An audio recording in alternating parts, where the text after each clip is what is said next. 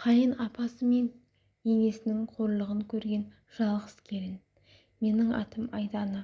Бұл оқиғаны көп жыл бойы ешкімге айтпадым. Себебі біреулер сенбейді. Мен қорықтым.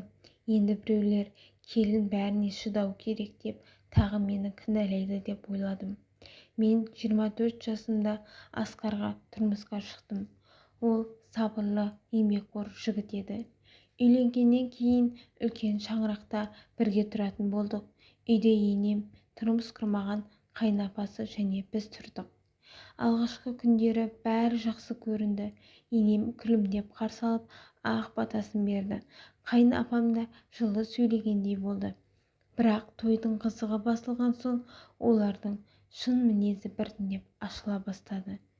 Келін ерте тұр деп енем күнде таңғы 5-те оятатын. Мен ұйқымда аша алмай жүрсем де үйдің барлық тірлігін жалғыз атқаратынмын. Таңғы ас әзірлеймін, үй жинаймын, аула сыпырамын, кір жуамын.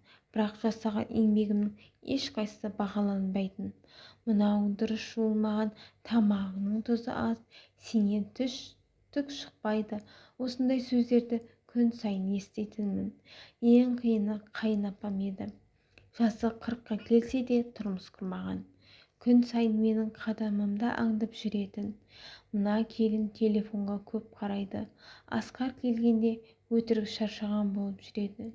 Үйге береке әкелген жоқ. Ол осылай енемнің құлағына құя беретін. Кешке күйеуім жұмыстан келгенде екеуі жарыса шағым айтатын. Сенің әйелің бізді сыйламайды. Бүгін маған дауыс көтерді. Үйдің жұмысын дұрыс істемейді. Мен үндемей тыңдайтынмын. Себебі ақталсам үлкенге қарсы шықты дейтіндей білетінмін. Бір күні енем арнайы қонақ шақырды. Таңнан кешке дейін ас дайындадым. Қонақтар кетісімен осынша адамның алдында ұятқа қалдырдың, етің қатты болыпты деді. Ал қонақтар керісінше мақтап кеткен еді. Сол күні бөлмеме кіріп үнсіз жыладым. Бірақ бұл тек бастамасы екен. Уақыт өте келе қайынапам менің заттарымды рұқсатсыз атқара бастады. Тіпті анам сыйлаған алтын сырғам жоғалып кетті. Өзің жоғалтып алған шығарсың, деді енем. Бірнеше күннен кейін әлгі сырғаны қайынапамның үстінен көрдім. Бұл менікі емес деп күліп қойды. Мен тағы үнсіз қалдым. Күйеуім вахталық жұмыс істейтін. Бір ай үйде болса, бір ай жұмыста жүретін. Ол кеткен сайын өмірім тіпті қиындай түсетін. Енем Асқар жоқ кезде демалып қаламын деп ойлама дейтін. Күн сайын жаңа тапсырма. Бақша, қора, кір, тамақ, тазалық. Тіпті ауырып тұрсам да ешкім аямайтын. Бір күні дене қызуым көтеріліп, төсектен тұра алмай қалдым. Ауырып жатырмын дедім.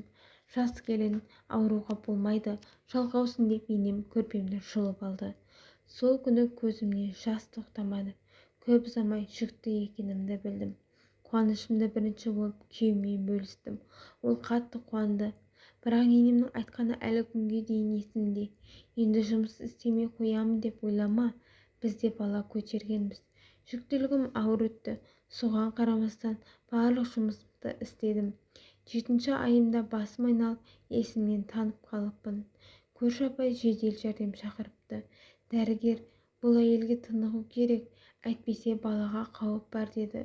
Сонда да енемнің қабағы өзгермеді. Дәрігерлер қорқыта береді деді салқын ғана. Осы сөзден кейін менің ішім бір жолы суып кетті. Балам дүниеге келгеннен кейін бәрі өзгерді деп ойладым. Өкінішке орай қателестім. Қайын апам, баланы дұрыс ұстай алмайсың, сүтің жетпейді, сен ана болуға дайын емес екенсің деп күн сайын кемсітетін. Енем де соған қосылып, әр ісіне мін іздейтін. Бір күні шыдамым таусылды. Мен де адаммын, мені де сыйласаңыздаршы дедім. Енем қабағын түйіп, бұл үйде біздің айтқанымыз болады, ұнамаса есік анау деді. Сол сәтте күйеуім жұмыстан күтпеген жерден ерте келіп қалды. Ол бәрін өз көзімен көрді. Енемнің айқайын, қайын апамның маздағын, менің көз жасымды алғаш рет үндемей қалмады. Болды, жетеді. Әйелім сендердің қызметшілерің емес, ол осы үйдің келіні ғана емес, менің өмірлік жарым. осы құрметтемесеңдер біз бөлек шығамыз деді. Үйдің іші тып-тыныш болып қалды. Бір аптадан кейін біз жалдамалы пәтерге көшіп кеттік. Алғашында қорықтым, бірақ кішкентай ғана пәтердің тыныштығы үлкен үйдің жанжалынан әлде қайда қымбат екен. Жылдар өтті. Күйеуім екеуміз еңбектеніп өз үйімізді алдық. Балаларымыз өсіп, бақытты өмір сүре бастадық. Ал енем қартайды. Қайын апам да жалғыз қалды. Bir күні телефон шалды. Қарасам енем. Келінім, ренжісек кешірші. Қартайғанда адамның жасаған ісі алдынан шығады екен деді. Мен ұзақ үнсіз тұрдым. Өткен күндерді ұмыту қиын еді. Сонда да мен сіздерді кешірдім.